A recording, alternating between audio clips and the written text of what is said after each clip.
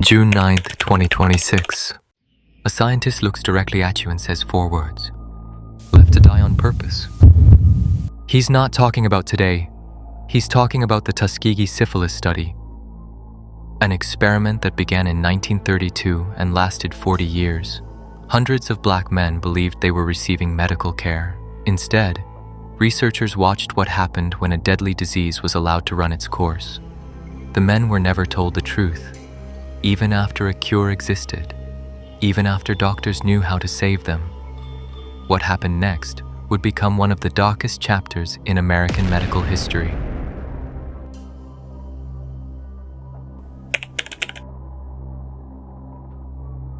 It started in 1932 in Macon County, Alabama.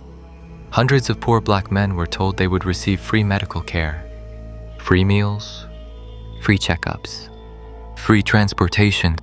For families struggling through the Great Depression, the offer seemed impossible to refuse. Many of the men signed up believing doctors were there to help them.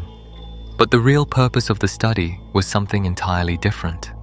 From the very beginning, the men had no idea they were being used as subjects in a human experiment. As the years passed, the promise of treatment never changed, but the treatment itself never came. Instead, what the men received was observation. Their pain was recorded, their symptoms carefully tracked, their bodies studied like case files. Doctors watched in silence. Researchers documented every stage of the disease, without explanation, without consent, and without telling them the truth. By the 1940s, even when penicillin became the standard cure, it was deliberately withheld. What began as observation had turned into something far more disturbing. By the 1940s, science had changed the world. Penicillin was discovered. Diseases that once killed millions could now be treated. But in Alabama, nothing changed. The men in the study were still not treated. They were told their condition was being monitored. They were never given a reason to leave, never told they could be saved, and never told that a cure now existed. The silence had become the most powerful part of the experiment, because by now, not treating them was no longer ignorance. It was a choice. The years kept passing. The study never stopped. Many of the men grew older. Their health slowly declined. Some lost their eyesight. Others suffered damage to their hearts. Many developed severe complications. Yet the treatment still never came. Doctors continued taking notes. Researchers continued collecting data. And families continued trusting the people they believed were helping them.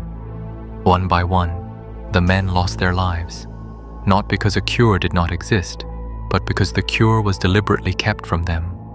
And still, the study continued. For 40 years, the study remained hidden. Few people questioned it. Few people knew it even existed. Then everything changed. In 1972, a government employee named Peter Buxton decided he could no longer stay silent. He had seen the documents, he knew the truth, and he knew the public deserved to know. After years of ignored warnings, the story was finally given to journalists. When the reports were published, the reaction was immediate. Americans were shocked. Around the world, people demanded answers. The secret that had survived for 4 decades had finally been exposed. The reaction was explosive. People could not believe what they were hearing.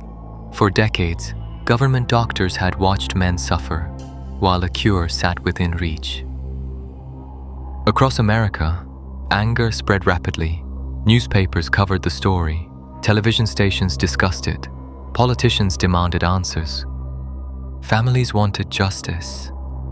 And for the first time, the men who had been ignored for 40 years were finally being heard under enormous public pressure.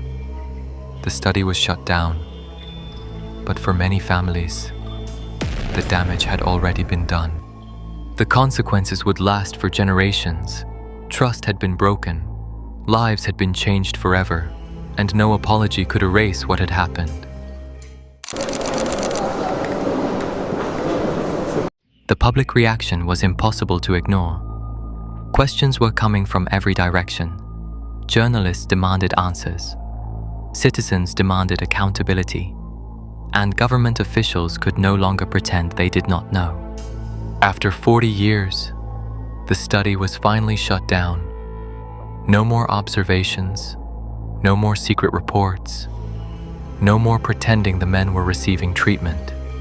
The experiment was over, but ending the study did not erase the suffering. It did not bring back the lives that had been lost, and it did not answer the question many Americans were now asking: how had this been allowed to happen for so long? For many people, the story did not end when the study was shut down. Behind every participant, there was a family, wives who never knew the truth, children who trusted the same institutions their fathers trusted, families who spent decades searching for answers. Some learned what had happened only after the story became public. Others were forced to live with questions that would never be fully answered.